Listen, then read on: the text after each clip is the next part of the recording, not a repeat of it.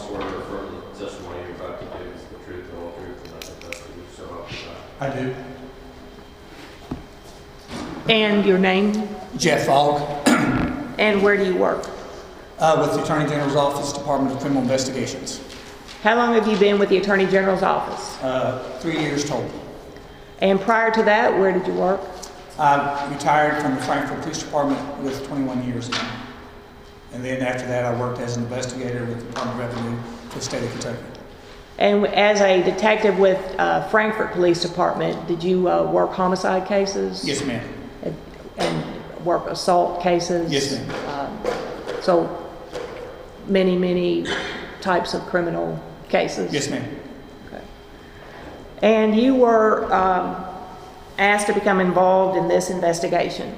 Yes, ma'am. Of the shooting surrounding the death of Breonna Taylor? Yes, ma'am. Now, if you would explain to the grand jury what is depicted in these enlarged photographs that we see on the easels, Yes, ma'am. and starting with Exhibit 1. Yes, ma'am. Exhibit 1 is a Google Earth overview of the area to include Springfield Drive. Of particular note, as you look at this is the direction the officer approached to Springfield Drive as it comes to execute the warrant. This is 3003 Springfield Drive. This is the apartment building which we're concerned with. And you will hear some information related to that gate later. So this is the gate in question. This is the location of the gate in question. Can you all see, or would it be better to use the, can you all see this better?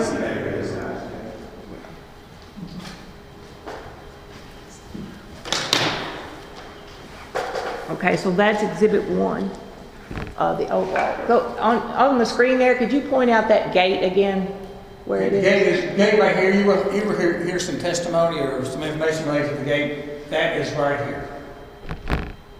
And that's 3003 right there. So it's a large apartment complex. And the officers approached the scene coming this way. Okay, Exhibit 2. Yes, ma'am. This is a frontal shot of St. Anthony Garden Apartments, 3,000 feet Springfield Drive. This is apartment 4. The apartment occupied at the time of the incident by Breonna Taylor and Kenneth Walker. And this is apartment 3, and that was occupied by Cody Etherton, Chelsea Napper, and Miss Napper's 5-year-old child. Okay, Exhibit 3. Yes, ma'am. This is a frontal shot from outside the breezeway, 3,000 feet Springfield Drive. This is the staircase going up to apartment 8. These are some markers. This is apartment 4 behind the staircase, and this is apartment 3. And this is you will learn significant information about this patio door here, sliding glass door. Exhibit 4. This is a different view, different angle from the same apartment building. This is the sliding glass on the door to the apartment. This is the bedroom window to apartment 4. That was Janiah Palmer's apartment. That's Miss Breonna Taylor's sister. She was not home at the time of the incident. That's her bedroom window? Yes, ma'am. Right here. Exhibit 5. This is a closer shot of inside the breezeway. Once again, this is a shot of the apartment 4 with the door open. This is a cell phone belonging to Kenneth Walker, and this is the shot of outside of apartment 3. Once again, apartment 3 was occupied by Cody Etherton, Chelsea Napper, and Miss Napper's 5-year-old child. And 6. This is it's a difficult, it's at a turn angle, but what this is, okay, there we go. This is a shot from outside apartment 4 with the door open, Kenneth Walker's phone, and Miss Taylor lying at the end of the hallway. It's difficult to see because of the shadowing, but Miss Taylor's at the end of the hallway. And Exhibit 7. Okay, this is a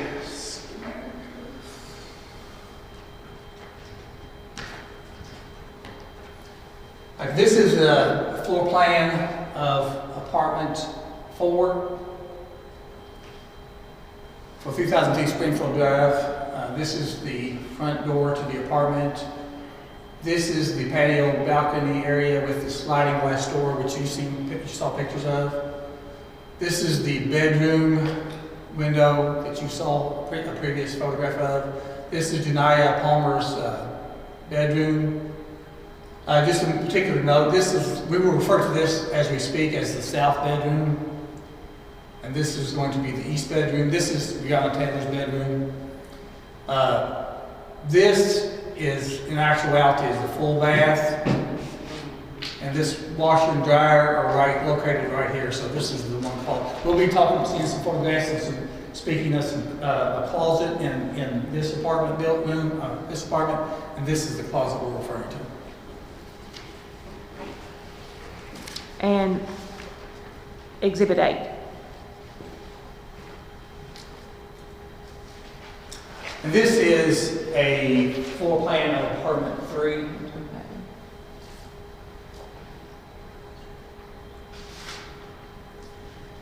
You will see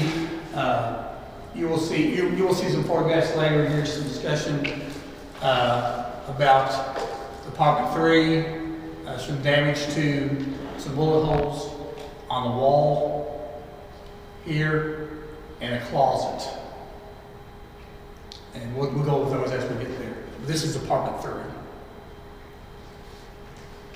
3. Okay. Would now ask you to explain, let's go through the identifying the officers as well as Ms. Taylor and Kenneth Walker. He would explain to us here who is this photograph, Exhibit 9. This is a photograph of Breonna Taylor. She was the occupant in apartment 4 at the time of the incident. And go on to now Exhibit 10. This is Mr. Kenneth Walker. He was also inside of apartment 4. And as I say apartments, I'm referring to apartment 3 and 4 and 3003 Springfield Drive. Exhibit 11. This is Detective Brett Hankinson. He's assigned to the Criminal Interdiction Division of all the 7 officers involved, detectives involved in the execution of the arrest warrant, of the search warrant, were assigned to the Louisville Metro Police Department's Criminal Interdiction Division. This gentleman is Detective Brett Hankinson. He is 44 years old. He has been, at the time of the incident, had been on the LMPD for approximately 17 years. And number 12, exhibit. This is Detective Miles Cosgrove. He is 42 years old. He has been on the Louisville Metro Police Department for approximately 15 years. 13. And this is Sergeant John Mattingly. He was injured in the execution of the search warrant. He is 47 years old, and he has been on the Louisville Metro Police Department for approximately 20 years.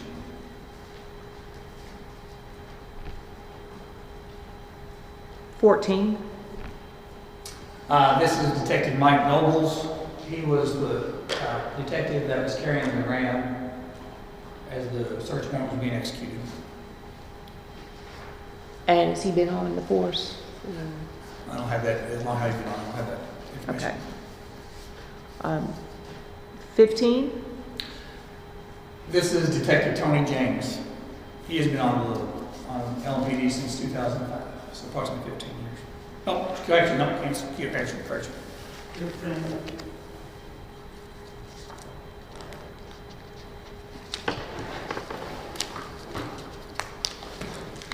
apologize, I don't have that information. And is he the one that had the shield? Mr. Detective James had the ballistic shield, but you'll see a photograph of that in a few minutes. You said you don't have years of service? I do not have it with me, so I apologize. Would you be able to get that at some point? Yes, ma'am. Okay. Okay, so number 16.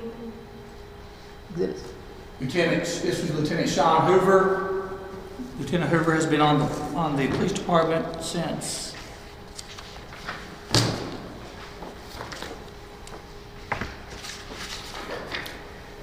he has been on the police department for approximately 17 and a half years. Okay.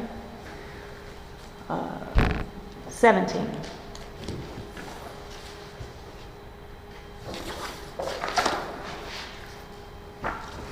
This is Detective Mike Campbell.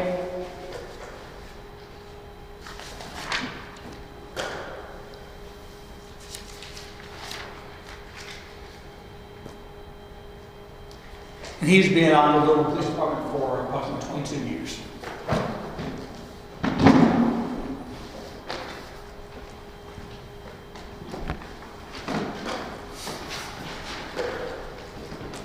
Okay.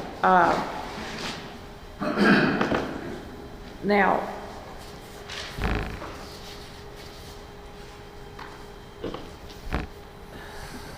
during the investigation immediately following the shootings, there were photographs taken of the scene by the crime scene unit. Yes, ma'am. Let's start here with Exhibit 18 and tell us what is in this photograph. This is a photograph. All the crime scene photos were taken by LPD's crime scene unit technician Tracy Guthrie. This is a photograph taken on the morning of March the 13th in front of 3003 Springfield Drive. This vehicle here, this white SUV, was driven by Aaron Sarfy to the scene. Prior to all this going on, he had arrived to pick up his child from apartment number 8, who was at the babysitter in this apartment, which was directly above apartment 4. This SUV was driven to the scene. This vehicle was driven by Sergeant John Magan to the scene. Okay. 19. This is a shot inside the breezeway of 3003 Springfield Drive. Once again, this is an open door to apartment 4. Once again, occupied at the time by Breonna and Kenneth Walker. And this is apartment 3. At the time of the incident, it was occupied by Cody Etherton and Chelsea Napper, Miss Napper's 5-year-old child. Next. This is a shot of the outside from the patio, from outside, looking at the patio sliding light glass door inside apartment 4. You can see the damage, and you'll see additional photographs later. But this one, you can see the damage done from the big shots fired from outside the apartment. Go ahead. This is a different shot, poster-up shot of the same sliding glass door. You see the damage to the window itself, and then some damage to the screen on the door. 22. Let me back up a minute. This is the door we're speaking about, the sliding glass door. And this is this window here to Janiyah Palmer's bedroom. And this shows damage to the window and the window frame, window trim. You have one bullet entry hole, second one, 3, 4, and 5. So 5 to the window, and 4 to the window, 1 to the frame. 23. This is a shot inside the breezeway leading to apartment 3 and apartment 4. This is a shot of the ram used by Detective Nobles to breach the door.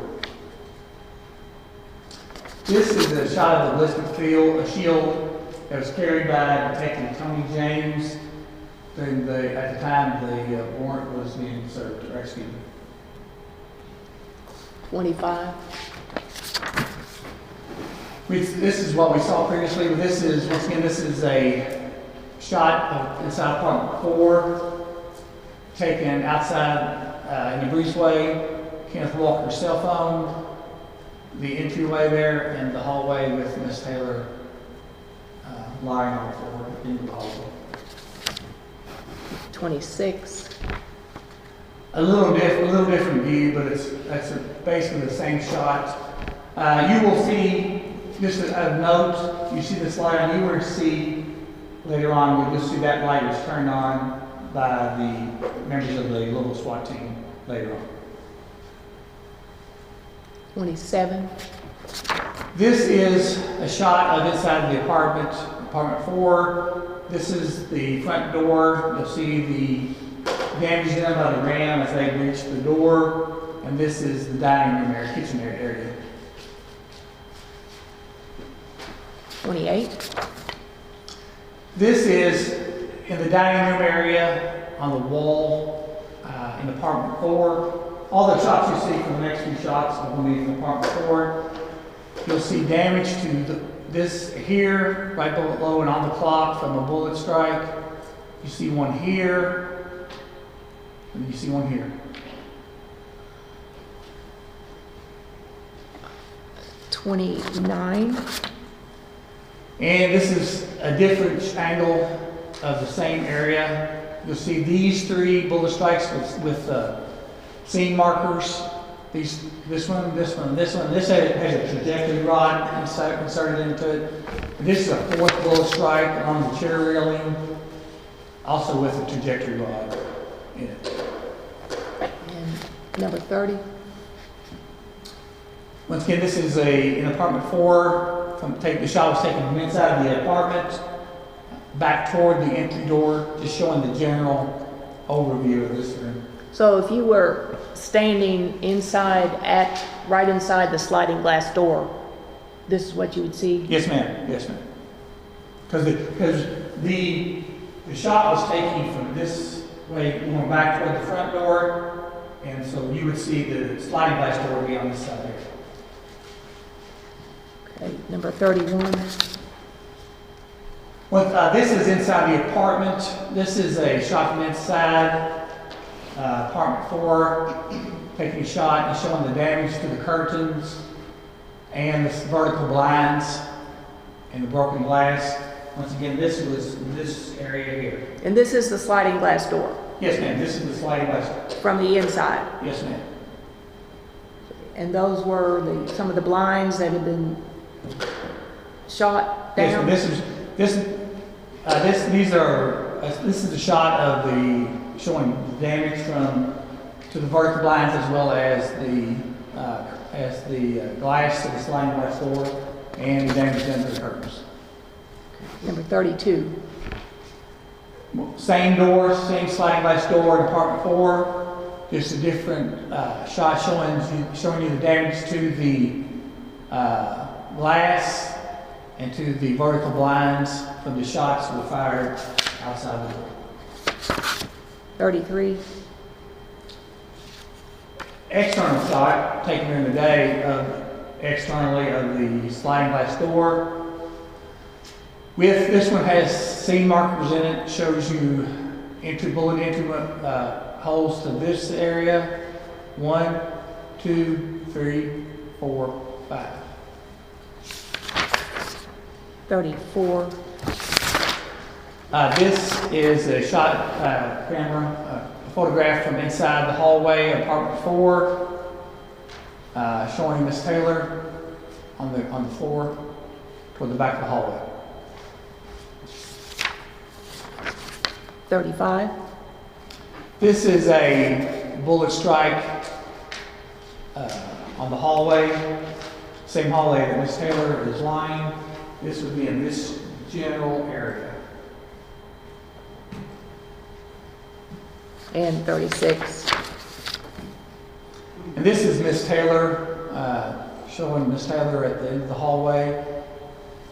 It's difficult to see because of the lighting, but she would have been down here in this general area here.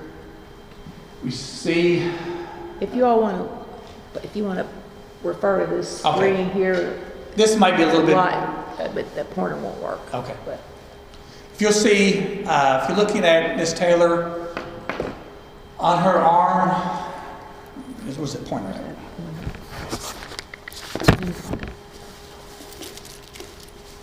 here it is. This might be, for this photograph, it's a little bit better.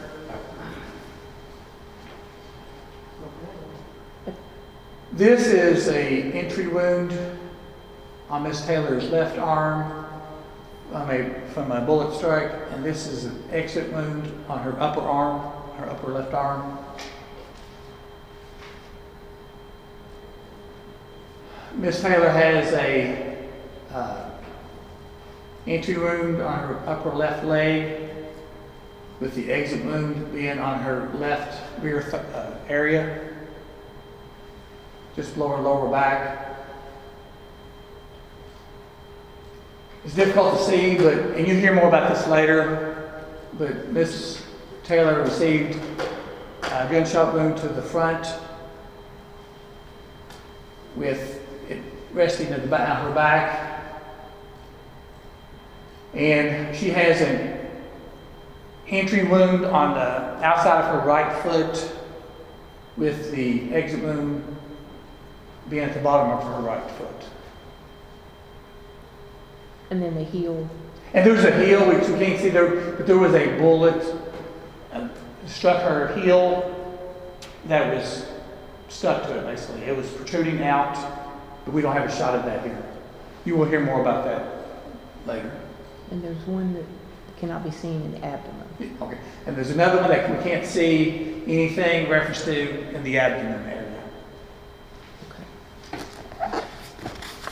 37, which I think you've explained. And that's another shot of Miss Taylor.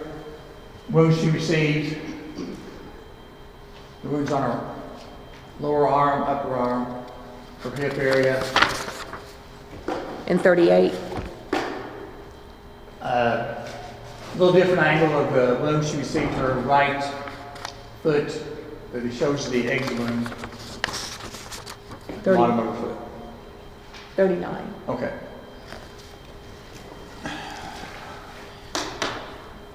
Photo 39 is a shot going into the east bedroom, which is Miss Taylor's bedroom. We see 3 bullet strikes in the hallway above Miss Taylor. 1, 2, 3, with damage from a bullet strike here and here. And this is right along this general area. The 3s here, and the bullet strikes right there in the east bedroom. 40. Closer up shot of the 3 bullet strikes on the door frame of the east bedroom. 41. This is the inside that shot from inside Miss Taylor's bedroom, just showing you the general layout of her bedroom. This was taken from inside the bedroom. 42. Okay, this is a photograph of her closet with the doors open. We're going to see an additional shot after this. This is the closet right here we're speaking. And 43. Okay, this is a bullet strike inside that same closet with a scale marker here at the bottom on the wall, and you can see some drywall dust right here. 44. And this is a shoebox that was removed from that closet with a hole from a bullet strike right here on on the end of the shoebox. That was taken from that closet. Yes, ma'am. Taken from a closet in the Taylor's bedroom, in the east bedroom. 45. This is a shot of the bathroom in Miss Taylor's bedroom, right here. Once again, this is a full bath. I mean, it's the half bath. This is inside Miss Taylor's bathroom. 46. This is a outside shot going into Janiyah Palmer's bedroom, which we are referring to as the south bedroom, right here. And 47. A little closer up shot, mid-range shot of inside Miss Palmer's bedroom. She was not home at the time of the incident. 48. Once again, a different angle just to document how the room was set up. Keep in mind, this is the window that would previously show you bullet holes, bullet damage to this window. This is that window here. And the bed was raised up by the crime scene unit. Yes, and we'll show you here in a second if you next shot. 49. This is a handgun, a Glock 43X, that was located underneath the bed in the east bedroom. Excuse me, south, correction. And that was collected by the crime scene unit. Yes, ma'am, and that was collected and placed in the evidence by the evidence collection team. Was it you? You'll hear more on firearm and bullet evidence and testimony. Was that By Detective. Was it used? was that identified as the Kenneth Walker gun? Yes. We believe that was identified as the handgun used by Kenneth Walker. You found it under the bed? That's where it was? Yes, ma'am. Yes, ma'am. That was initially located, you'll hear, during, by the SWAT team as they cleared the, later on, they cleared the apartment. 50. Okay, this is a open dresser drawer inside the east bedroom belonging to Janiyah Palmer. South. Correction, I keep saying south, I apologize, south. And there's a bullet strike on that drawer. Yes, you see the bullet strike on the drawer, top of the drawer. And then 51. And here is a up-close photograph of the bullet that was recovered from the south bedroom. In That the same dresser- drawer. in the dresser drawers. 52. Okay, this is a shot from, once again, the south bedroom closet. This closet here. And this just shows the entrance, the floor area of the closet. And then 53. And you'll see some damage on the floor, I believe. A bullet was located. The bullet was located there. 54. And this is damage to the wall in the south bedroom behind the door, 2 bullet strikes, and that would have been right in this area here. And would you point out while you're there at the floor plan where the dresser was on that wall in the south bedroom? The dresser was here, on this wall here. Okay. 55. This is a photograph taken from inside the south bedroom, trying to depict, this is where the furnace is located, and this is where the air conditioning unit is located. There's a bullet strike here, and here. And 56. And this is a closer shot of the same two bullet holes here on the wall to the furniture, to the closet, and to the where the air conditioning is located. 57, And this is a shot of inside the bathroom in this area of a bullet that was located in the shower tub area from the soap holder shelf. 58, Okay, now we've moved to apartment 3. This is a shot of a bullet strike to the clock with a scale. would that wall and clock be, I guess, the opposite, on the other side of the wall in Breonna Taylor's apartment, Yes, ma'am. where her clock was, is that clock in apartment 3? Yes, ma'am. In the same place? Yes, ma'am. Okay. And 59, This is a shot of in apartment 3 in the dining area of a bullet strike just above the chair railing. 60, And this is, once again, this is apartment 3. This is a shot where one of the bullets was located on the table.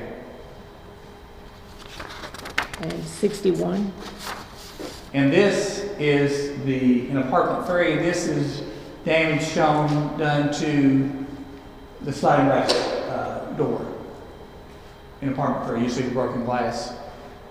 The lighting's kind of difficult to see, but there's damage done to the glass here. from bullets. Some bullets, yes. And that's a little clearer, it's not quite as dark up there. Could you point out on the floor plan of apartment 3 where the sliding glass door is? This is the sliding glass door in apartment 3. And the front door is where? This is the front door here.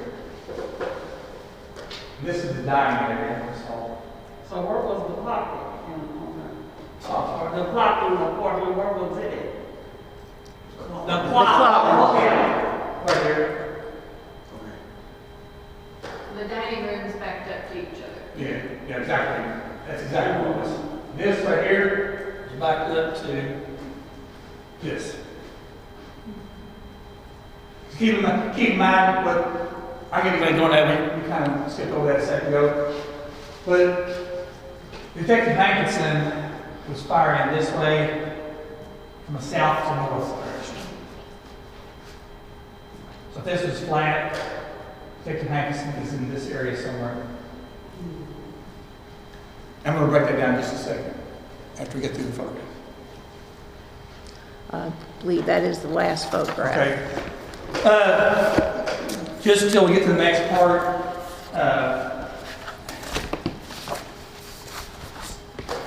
Just as you listen to this information, just kind of keep in the back of your mind. 7 detectives assigned to the Louisville Metro Police Department's Criminal Interdiction Division were attempting to execute a search warrant at 3003 Springfield Drive, apartment number 4.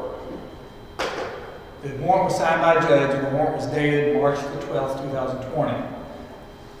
The search warrant was for St. Anthony Gardens Apartments, 3003 Springfield Drive, number 4, Louisville, Kentucky. The warrant was a no-knock warrant. They decided to serve it as a knock and announce. Like the warrant itself was to try to find illegal drugs, drug paraphernalia, and money. The officers arrived at this location, 12:35, just 35 minutes after midnight, and they began to attempt to execute this warrant at 0040 hours. Okay, we'll go over the 3 officers that discharged their firearms on March 13th. It is believed, after Sergeant Brown Manley, he was first at the door, after receiving a gunshot wound from inside the apartment. He fired 6 rounds from this general area, in and around the front of the door, front of the residence, inside the apartment.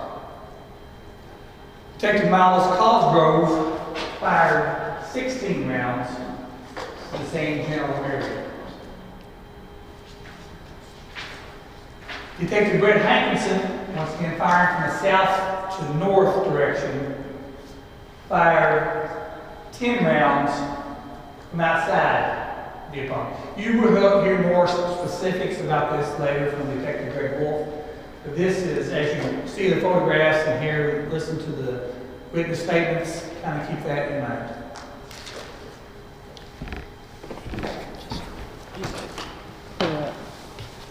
I just want to go back for a second to years of service for Detective Mike Nobles. Yes, Detective Mike Nobles has been on the Louisville Metro Police Department for approximately 14 years. And Detective Tony James has been on the Louisville Metro Police Department for approximately 20 years. Okay, thank you. Now, you also obtained a copy of the video that was filmed of the crime scene? Yes, ma'am. And this was the video taken prior to any evidence collection? Yes, we're getting ready to show you a video that was taken by LMPD's crime scene unit technician Leak. It was videotaped on the morning of March the 13th.